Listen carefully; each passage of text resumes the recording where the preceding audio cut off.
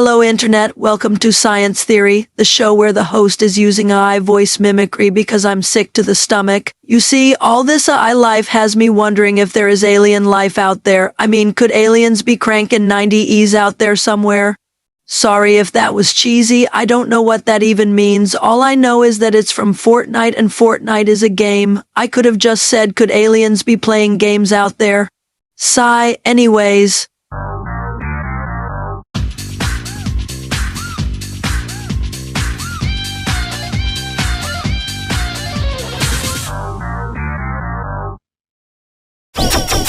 Hello, my dearest theorists. 1 week later and I feel better than ever. So hello, Internet! Welcome to Science Theory, for real this time. You know, have you ever wondered if there's life on any other planet than Earth?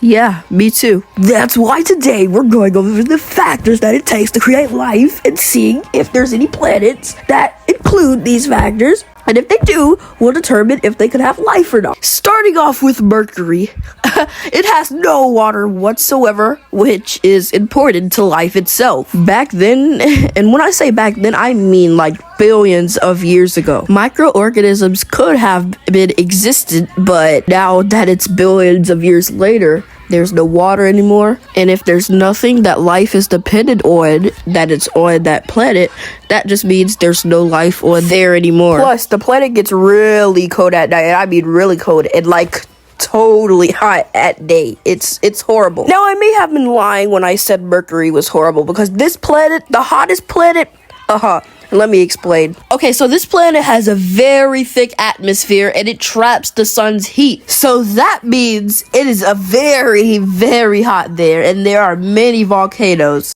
There's no way in hell you will be able to survive those temperatures. But looking back billions of years ago, studies have shown that Venus at one point had water. So that means it could have held life. Or I could have just said it was like Earth at one point, just blue and orange. But now, because of climate change and a thick atmosphere development, there is no way there is life on this planet. I mean, no way. And moving on to Earth, we live on this planet and it has everything we need to provide for life. For example, it has water, land for us to live on, because we obviously can't breathe in water, but we need it to drink. It also has plants and fruits and vegetables that is also needed by water and sunlight, so thank you to the sun and for water. But that's everything we need to have life. So let's move on to the next planet. Okay, now Mars is an interesting one. Mars had water just like Venus, but NASA is trying to figure out a way to live on this planet. Like, if something happens to Earth, if there's an asteroid headed towards it, they're trying to make Mars a new home for us. Now, like I said earlier, Mars had water just like Venus, so this could potentially mean that Mars had life on its planet just like Earth and Venus. Now, Jupiter and Saturn are gas giants, which mean you can't land on them and they're made full of gas. Now, I don't think I have to explain why you can't live on Jupiter or Saturn. It's actually hot on Jupiter too once you reach the bottom, so that's more of an explanation if you couldn't get it. And if that still doesn't help you, figure it out yourself. Now we're moving on to one of my favorites, Uranus. Oh, no, not like that. No, don't take it that way, please. Seriously, this is one of my favorite planets because of its color. I mean, look at that beautiful blue. And this planet, it's just Neptune. Oh, I'm just kidding, Neptune. You are one of the best planets and you don't get recognition for it. Now, these are the ice giants. They are made out of ice, hence the name, but they are also like the gas giants. They are made of gas and they don't have a solid surface to land on. There's nitrogen in these bad boys, so they are very cold. Hey, and fun fact, Uranus smells like ammonia. And not that Uranus that is attached to you, the planet Uranus. And no, they cannot hold life because they're too cold. Now, you might be wondering, why did I take you through the whole entire solar system to see if one of the planets had life? Well, that was just the point. But none of them did, except for Earth, which obviously, if you don't know that, you're just really dumb. And I'm not even scared to say it anymore. You're just dumb. Anyway, since none of those planets had life, I have to take you out of the solar system. So yeah, let's go out of the solar system and find some planets.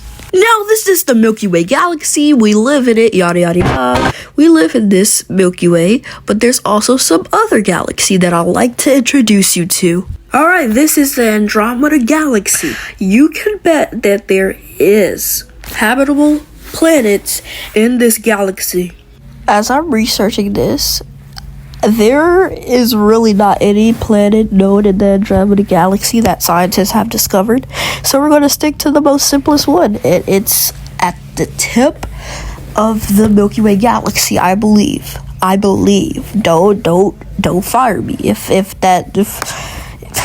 Please, if that is wrong, don't come at me. I was wrong, and I admit it if it was wrong.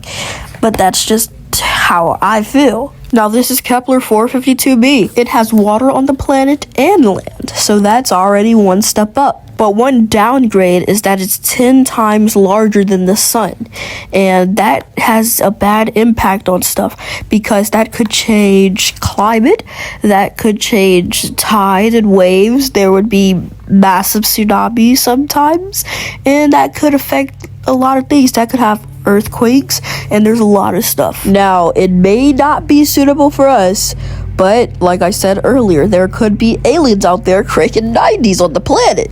And I still don't know what cranking 90s mean. All this has got me stressful. And I know you guys may be tired of hearing my voice, so make sure you check History Theory for upcoming theories. I know they haven't uploaded because they are lazy. And I mean really lazy. But in all seriousness, and I almost forgot again. But hey, that was just a theory. A science theory. Keep cranking 90s. I still don't know what that means.